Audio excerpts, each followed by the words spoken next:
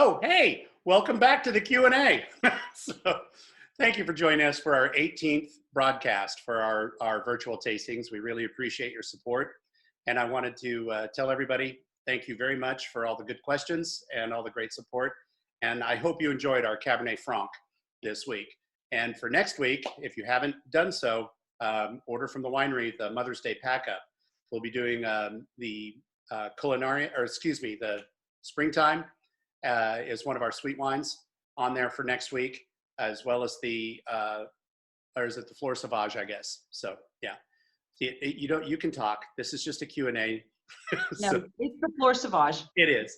So we do have 4 questions, and Rachel, I want to lob the first one to you. Is how would a white or a rosé be in the Pinot glass? Those wines are my favorite.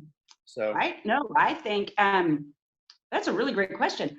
I think a rosé would be fabulous in this Pinot glass. And I'm just going to say, like, I've really enjoyed the Cabernet Franc out of this glass. I really enjoy getting the really delicate notes that I miss out of the Bordeaux glass. So to go back to the white aspect of it, I think a fuller bodied white wine would be quite nice in this one. Maybe the Roussanne or a Chardonnay in it.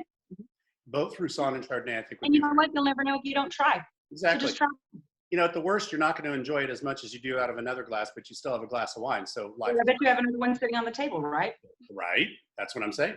Okay, so our next question is, will we ever have the Ranger Haze in the tastings? So the answer is yes. We actually have the Ranger Haze slated for about 2 weeks from now. So we've got Mother's Day pack-up already to get through, and we'll be making that announcement next week on our website, via email, as well as on our broadcast. So hopefully you'll stick around for 2 weeks and join us for the Ranger Haze.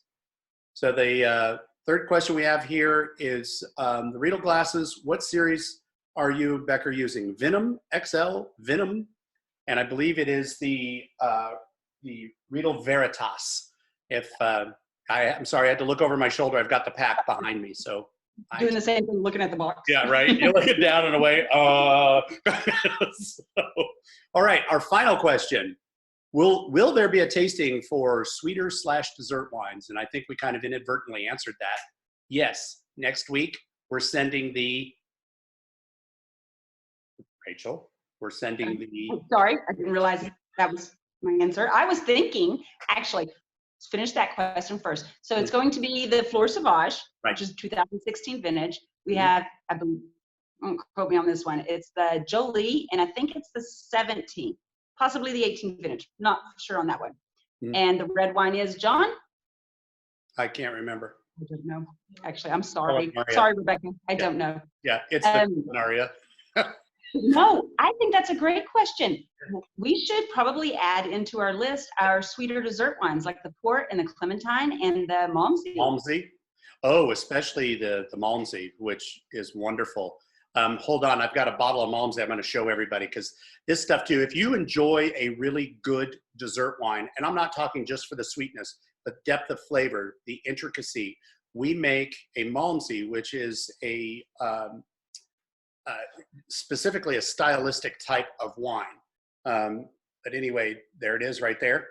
And you notice the color on that. So this wine has been oxidized in the Texas heat for a few years. This is the 2015. So it is a absolutely brilliant wine. It is sweet. It's higher in alcohol. It has a lot of toasted pecan notes to it. So you don't talk too much yet. What? Send it to another date. Yes. Yeah. We'll get back into it. Anyway. So Rachel, yet another week we've gotten through. So thank you to everybody at home. Hope the answers weren't too odd and often a ramble for you guys, but we wanted to say thank you again and hope you have a great weekend. Cheers. Cheers. And happy Mother's Day. Happy Mother's Day.